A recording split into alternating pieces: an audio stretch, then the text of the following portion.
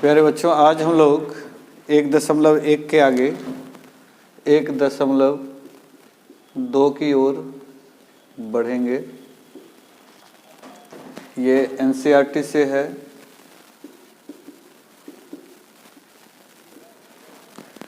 इससे पहले 1.1 हम लोगों ने सभी सवालों को देखा। 1.2 1.1 से भी आसान है। उसमें तो 4 ऐसे प्रश्न भी थे जिसको प्रूफ करना था, लेकिन इसमें एकदम सरल है सवाल और एक एक सवाल हमारे लिए बहुमूल्य है। देखते हैं। जैसा कि पहला सवाल कह रहा है कि निम्नलिखित संख्याओं को अभाज्य गुणनखंडों के गुणनफल के रूप में व्यक्त करें। इसमें कुल 5 सवाल दिए हुए हैं। इसे मैं बोर्ड पर लिख देता हूँ।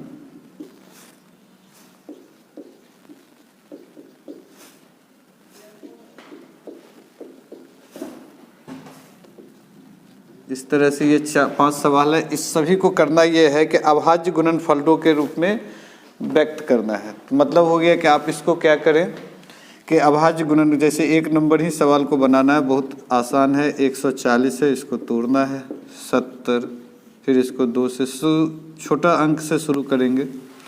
35, 3 से नहीं जाएगा, ये 4 से नहीं जाएगा, 5 से, 7 बचे 35। तो अब क्या हो गया, 140 equal to 2 into 2 into 5 into 7। तो इसको हम लोग 2 पे स्क्वायर इंटू 5 इंटू 7, ये सभी अभाज्य संख्याएं हो गई। तो बस यही लिखना है कि अभाज्य गुणनखंडों के रूप में व्यक्त करना है। तो बस हो गया, आंसर हो गया। अगर 156 को ही करना होगा तो 156 2 से दिया, 7 दूनी 14, 1 15, 8, फिर 2 से 39 दूनी 78, 3 से 13 तिया 39। तो अब 156 को हम लोग क्या लिख सकते हैं, 2 गुने 2 गुने 3 गुने 13, यानी 2 का स्क्वायर गुने 3 गुने 13। तो इस तरह से बहुत ही सरल है। आप सारे सवाल इस तरह से बना सकते हैं। मैंने विभाज्यता का नियम पहले ही बता दिया था, 2 से 3 से 4 से 5 से, मतलब सभी। तो आप उन सब का प्रयोग करते हुए आप सबको इसको सॉल्व करें। अगर इसमें फिर भी कोई दिक्कत आए तो मैंने बताया था कि टेलीग्राम से जो है आप कांटेक्ट करें मुझे। चाणक्य स्टडी पॉइंट ग्रुप को ज्वाइन करें। आपको जो प्रॉब्लम है वो हमसे शेयर करें।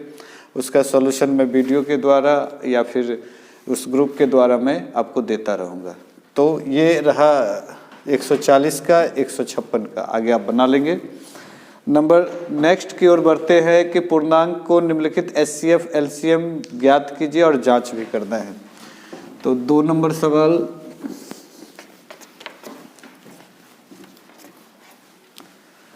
दो नंबर सवाल में भी 3 सवाल ही है इसमें। 1 नंबर कह रहा 26 और 91, दूसरा है 510 और 92, तीसरा है 336 और 54। क्या कह रहा है सवाल करने के लिए कि पूर्णांक को निम्नलिखित युग्मों को एचसीएफ एलसीएम ज्ञात कीजिए और इसकी जांच भी कीजिए कि 2 संख्याओं का गुणनफल एचसीएफ गुने एलसीएम होता है। आप कोई भी सवाल इसमें से उठा लें। 2 नंबर का या 1 नंबर से ही शुरुआत करते हैं कि इसका सबसे पहले एचसीएफ और एलसीएम निकालना है। तो मैंने बताया था गुणनखंडन विधि से इसको सॉल्व करेंगे। 2 से अभी तुरंत जो सवाल देखे थे कि अभाज्य गुणनफल में इसको व्यक्त करना है। तो ये हो गया। 91 को देखते हैं, 7 से 13 7 91। तो एचसीएफ क्या होगा, सबसे पहले तो इसका गुणनखंडन को व्यक्त करते हैं। सपोज करें इसको 2 संख्या को, एक संख्या को px ले लेते हैं तो वो 26 है, जिसको लिख सकते हैं 2 गुने 13। एक qx इसको मान लेते हैं तो ये है 91, तो ये हो गया 7 गुने 13। अब अगर HCF निकालना है तो इन दोनों में जो कॉमन होगा वही, तो दोनों में कॉमन क्या है 13, तो 13 हो गया HCF। और LCM जो कॉमन है वो भी और जो अनकॉमन है वो भी।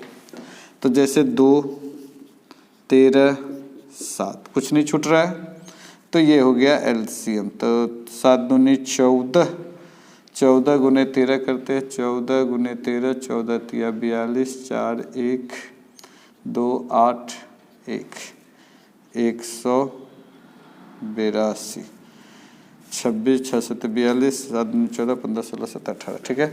तो 182 हो गया। अब ये HCF एलसीएम निकल गया। अब जांच करने के लिए कह रहा है कि अब जांच करें, तो जांच करते हैं। क्या जांच करना है?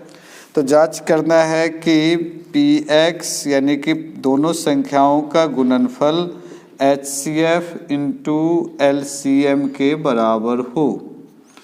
तो भाई पहला संख्या क्या है यहाँ पर? तो 26, दूसरा संख्या 91, HCF कितना निकला? 13, LCM कितना निकला? 182।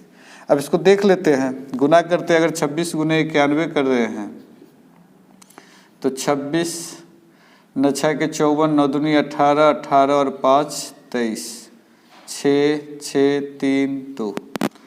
ये इधर का गुणनफल हो गया। इधर का देख लेते हैं, 182 गुने 13, 3 दूनी 6, 8 तिया 18 तिया 54, 2 8 1, 6 6 8 5 13, 1 1 2 बराबर हो गया। तो 2366 इसका भी गुणनफल, 2366 इसका भी गुणनफल हो गया। प्रूव्ड, यानी कि सिद्ध हो गया।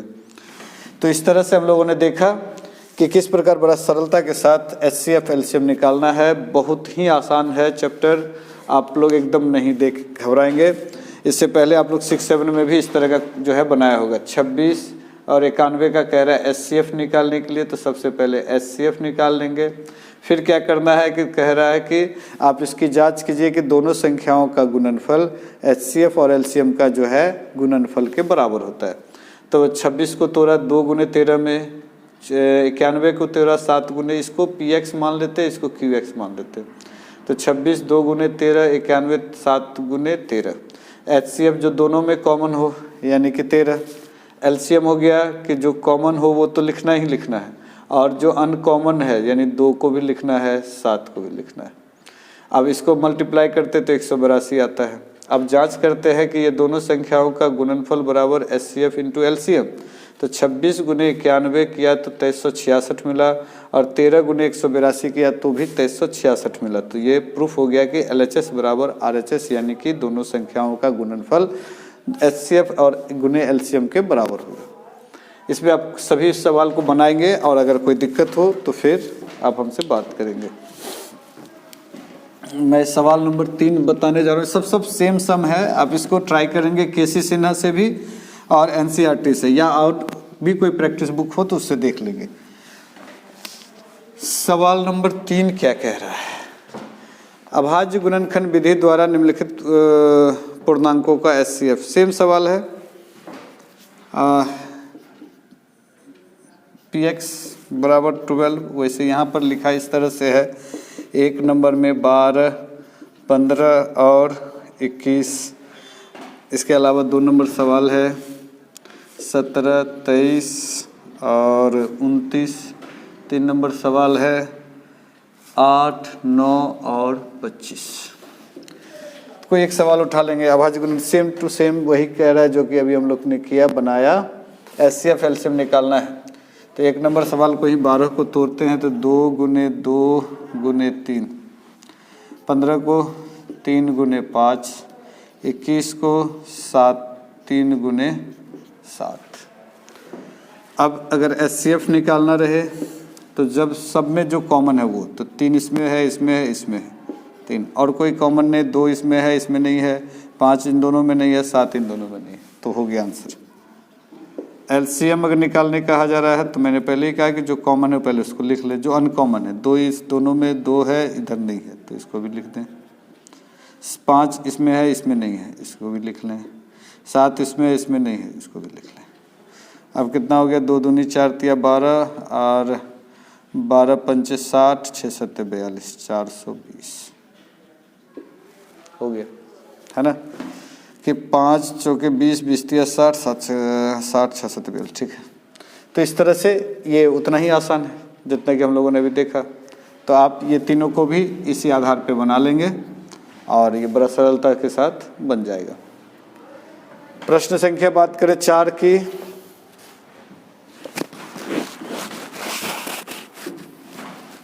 चार नंबर क्या कहा जा रहा है तो देखेंगे। 4 नंबर सवाल है कि जांच कीजिए कि एचसीएफ दिया हुआ है।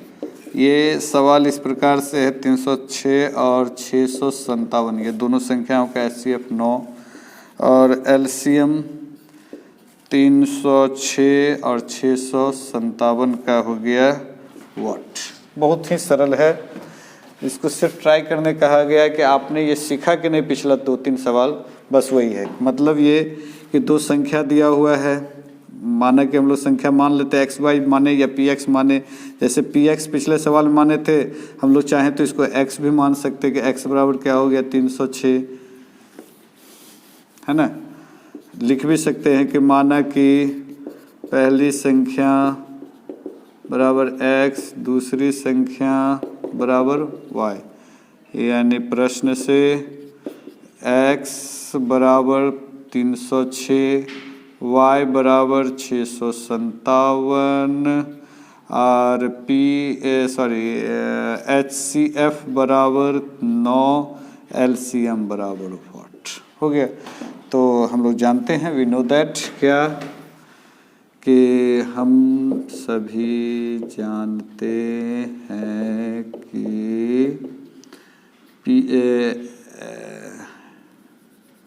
एक्स इंटू वाई बराबर LCM गुना HCF हो गया। अब इसमें जो है मान बैठा देंगे, 306 गुने 657 बराबर LCM नहीं मालूम, HCF हो गया 9। ये क्या हो जाएगा, डिवाइड करेगा, बात खत्म है। 6 3 9 कट जाना है, ये 9 3 27, 28 29 30, 3 9 चौके 36, तो 34 गुने 657 इक्वल टू LCM। आप इसको रफ में कहीं गुना कर ले, है ना।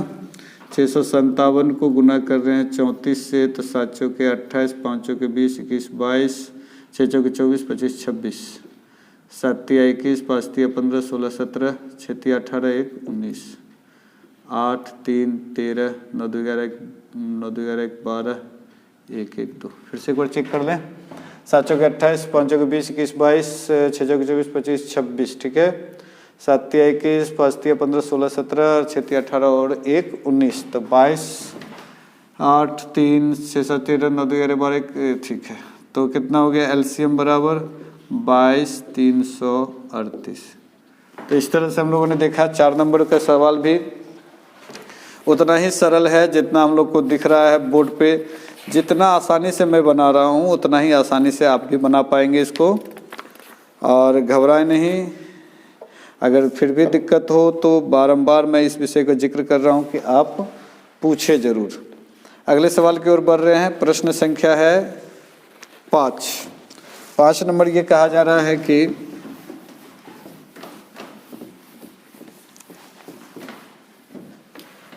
पाँच नंबर में कहा जा रहा है कि जांच कीजिए कि क्या किसी प्राकृतिक संख्या n के लिए 6 टू द पावर n अंक 0 पे समाप्त होती है या नहीं। इस पे तो एक लंबा चौड़ा थ्योरी बनता है कि 6 टू द पावर n 0 पे समाप्त होता है कि नहीं, तो नहीं होगा। अब क्यों नहीं होगा, मैं डायरेक्ट इस बात को कह रहा हूँ कि नहीं होगा, लेकिन इसके पीछे है सिद्धांत, लॉजिक है कि क्यों नहीं होगा आखिर। तो नहीं होने के पीछे देखें। सबसे पहले देख लेते हैं क्या कि 2 पे पावर 1 से आते क्या, 1 पे पावर कुछ भी देंगे, मतलब 1 से लेके 1000 10,000 कुछ भी दे देंगे, या कोई भी ऐसा संख्या है जिसके अंत में 1 है, तो कुछ भी पावर देंगे एनी, तो उसका अंतिम जो होगा वो 1 ही होगा, है ना। यूनिट नंबर वह भी 1 ही होगा। फिर इसी तरह से अगर 2 देते हैं तो 2 पे पावर, अब देखते हैं 1 देते हैं तो रिजल्ट क्या आता है 2 देते हैं तो रिजल्ट क्या आता है 4, 3 देते हैं तो रिजल्ट क्या आता है 8, 4 देते हैं तो रिजल्ट क्या आता है 16, 5 देते हैं तो रिजल्ट क्या आता है 32, यानी 2। रिपीट हो रहा है कि हर पांचवा में क्या होगा 2। तो अगर सपोज करें कि 2 पे पावर अगर 10 है तो समझ में आ गया कि 2 पे पावर 1 रहता तो क्या होता है 2 रहता, तो इस तरह से 4 अगर रहेगा, अब फिर 4 रहेगा, अब फिर क्या हो गया 2 पे पावर 2। तो पांचवा में क्या हो रहा है, रिपीट हो रहा है। तो यहाँ पर अगर हम 10 पे पावर 10 को यानी जो पावर है इसको हम लोग 4 से भाग देते, तो 4 दूनी 8, 2 बच गया, शेष क्या बच रहा है 2। तो इसका मतलब 2 शेष बच रहा है, तो क्या होगा अंतिम में 4। ट्राई करके देखते हैं। 2 गुने 2 गुने 2 गुने 2 गुने 2 गुने 2 गुने 2 गुने 2, 3 3 6 2 8 9 10, 2 दूनी 4 दूनी 8 दूनी 16 दूनी 32 दूनी 64, 4 4 दूनी 8 8 8 दूनी 16 6 6 दूनी 12 2 2 दूनी 4। तो मतलब क्या समझ में आ रहा है, मतलब समझ में आ रहा है कि 2 पे पावर अगर कुछ भी रहे, 2 पे पावर x y कुछ भी रहे तो क्या करेंगे x डिवाइडेड बाय 4, x को 4 से भाग देना, कुछ भी रहे x y z कुछ भी जो भी अंक रहे तो x को 4 से भाग करना है। शेष जो आता है अगर वो शेष 1 आया तो उसके अंतिम में 2 होगा, 2 आया तो अंतिम में 4 होगा, 3 आया तो अंतिम में 8 होगा, बाद बाकी तो कट ही जाएगा, और अगर पूरा पूरी कट गया तो 6 होगा। जैसे अगर सपोज करें कि पूरा पूरी यानी कि 8, 2 गुने 2 गुने 2 या 4 पूरी या 8 ले लेते हैं, तो इसका क्या होगा पूरा पूरी कट जाएगा। अगर यहाँ 8 रहेगा तो पूरा पूरी 4 दूनी 8 कट जाएगा, तो 2 1 2 दूनी 4 4 दूनी 8 8 दूनी 16 दूनी 32 दूनी 64 64 यानी 128 128 दूनी 256। तो अगर शेष 1 रहा तो 2, शेष 1 रहा तो 2, 2 रहा तो 4, 3 शेष बचा तो 8, 0 शेष बचा तो 6। यही प्रक्रिया अपनाना है, यानी कि हम लोग क्या करें पावर को डिवाइडेड बाय x। इसी तरह से अगर 3 पर बात करें कि 3 पे पावर x है उसको क्या करें, तो देख लेते 3 पर भी 1 पावर रहा तो 3, 2 पावर रहा तो 9, 3 पे पावर 3 रहा तो 27 यानी 7, 3 पे पावर 4 रहा तो 81 यानी 1, यानी हर चौथा में उसका क्या होगा 1। तो अब क्या बच रहा है कि अगर 4 से इसको भी डिवाइड करेंगे, डिवाइडेड बाय 4, अगर शेष 1 बचा तो 3, 2 बचा तो 9, 3 बचा तो 7, अगर 0 बच रहा है कुछ भी नहीं तो फिर क्या होगा 1। इसी क्रम को लेकर चलेंगे तो 3 के लिए आसान हो गया। 4 के लिए देखेंगे, मेरे ख्याल से आप समझ रहे होंगे।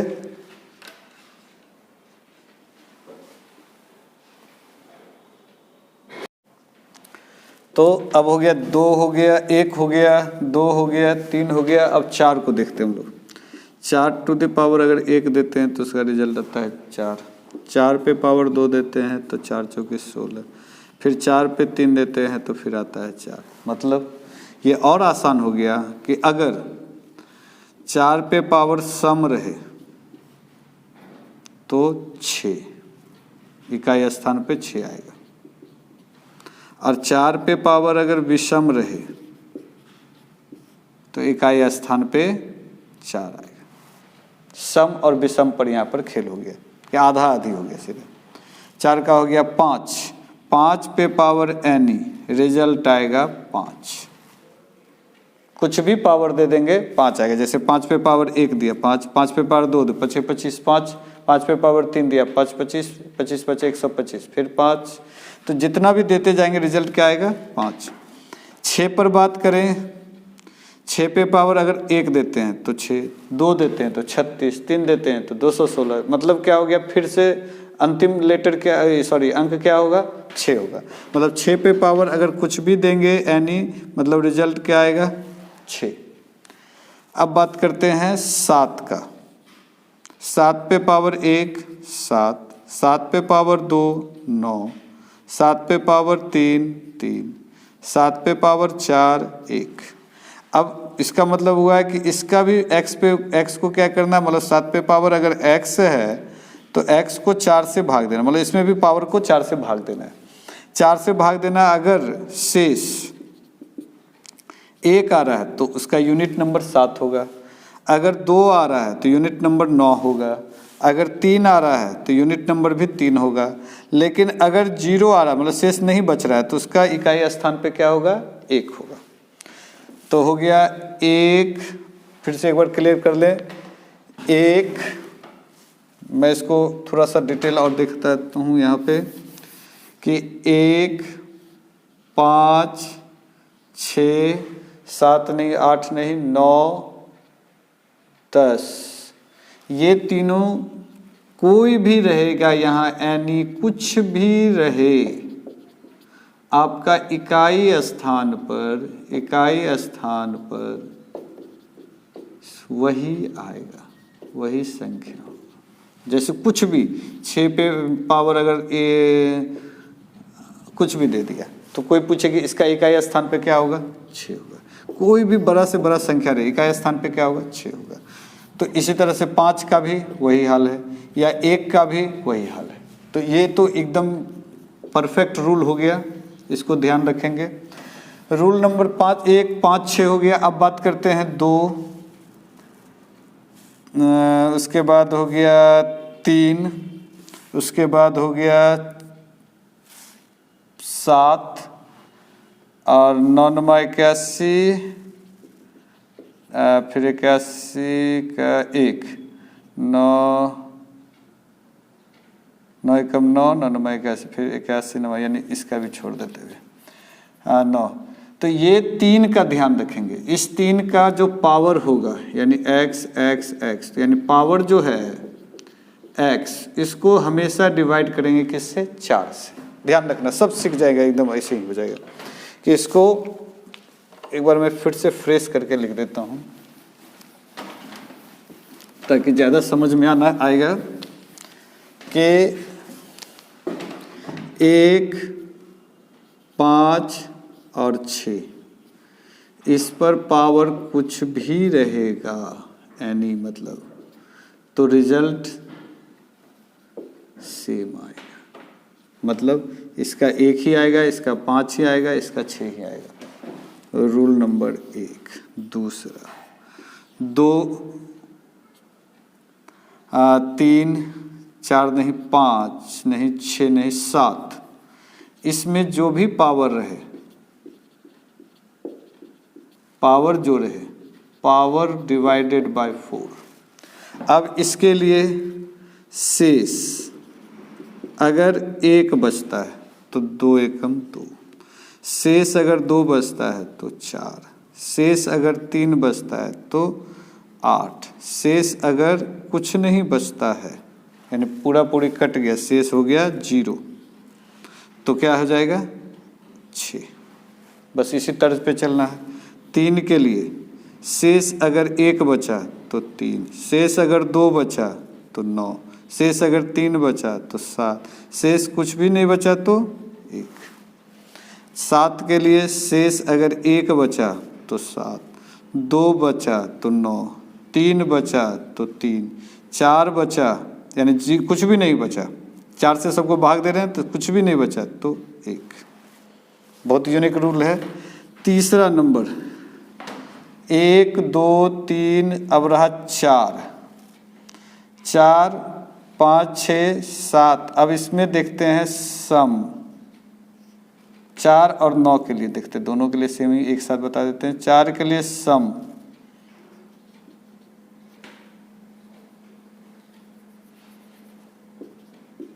अगर सम रहा तो 4 और यहाँ सम रहा तो 9 9 81 1, विषम रहा, सॉरी सम रहा तो 6, विषम रहा